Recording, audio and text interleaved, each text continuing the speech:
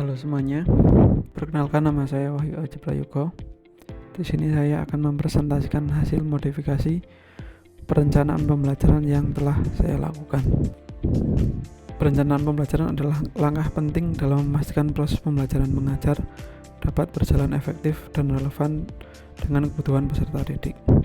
Dalam tugas ini, saya memodifikasi sebuah rancangan pembelajaran yang sebelumnya digunakan oleh guru pamong pada saat PPL pertama. Di sini saya mengambil mata pelajaran informatika. Yang saya modifikasi adalah yang pertama, bagian tujuan pembelajaran. Di dalam RPP tersebut, tujuan pembelajaran menurut saya belum HOTS atau High Order Thinking, masih sebatas LOTS atau Low Order Thinking. Maka dari itu saya mengubah 3 tujuan pembelajaran tersebut menjadi HOTS yang semula, yaitu ada 3 tujuan pembelajaran. Yang pertama, melakukan pelacakan penggunaan search engine untuk mencari homepage, kemudian mampu memanfaatkan berbagai aplikasi secara bersamaan dan optimal untuk berkomunikasi, kemudian mampu menggunakan fitur lanjut aplikasi perkantoran.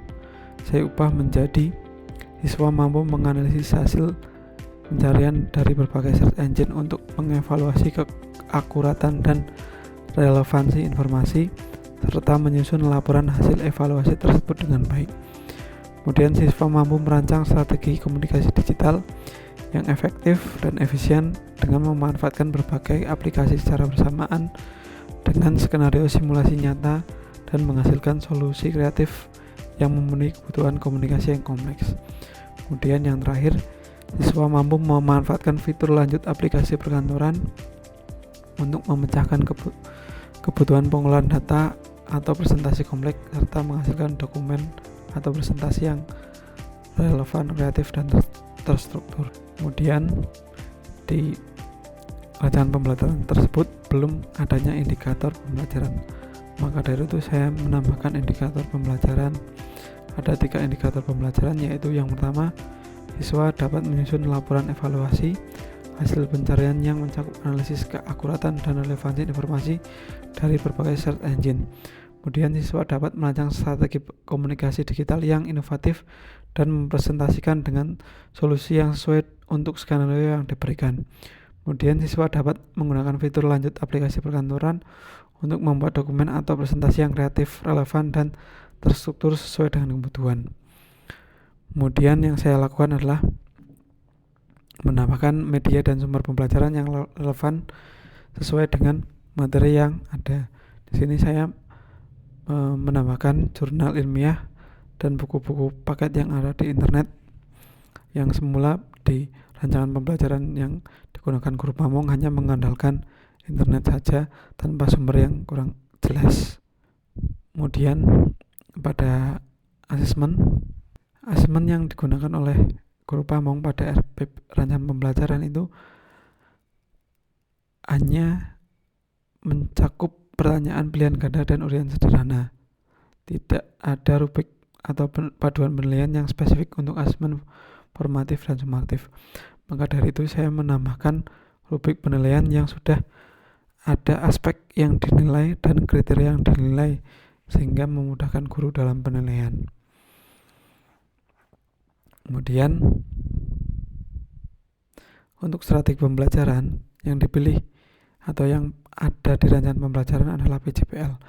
Namun kenyataannya saya menganalisis bahwa kegiatan pembelajaran yang dirancang itu belum menggambarkan strategi pembelajaran PJPL. Maka dari itu saya mengubah langkah-langkah pembelajaran sesuai dengan sintak yang ada di PJPL. Ada 6 tahap yang saya masukkan di kegiatan inti. Yang pertama yaitu pertanyaan mendasar, yaitu guru menyampaikan pertanyaan utama. Kemudian guru memotivasi siswa. Kemudian tahap kedua adalah merancang proyek. Di sini guru menjelaskan proyek yang dikerjakan. Kemudian siswa akan melakukan penelitian tentang topik tertentu. Kemudian tahap ketiga yaitu menentukan tugas dan sumber daya. Guru memberikan panduan waktu, atau di sini adalah guru memberikan contoh timeline yang digunakan untuk siswa. Kemudian tahap keempat yaitu monitoring dan fasilitasi, yaitu guru mendampingi atau memantau proses siswa dalam mencari informasi dan membuat sebuah proyek. Kemudian yang kelima yaitu penilaian proyek. Siswa mempresentasikan laporan mereka kepada teman sekelas. Kemudian yang keenam yaitu evaluasi pengalaman belajar, yaitu guru mengajak siswa merefleksikan pengalaman belajar mereka. Itu saja mungkin modifikasi dari saya. Bila ada kesalahan saya mohon maaf. Sekian dari saya. Terima kasih.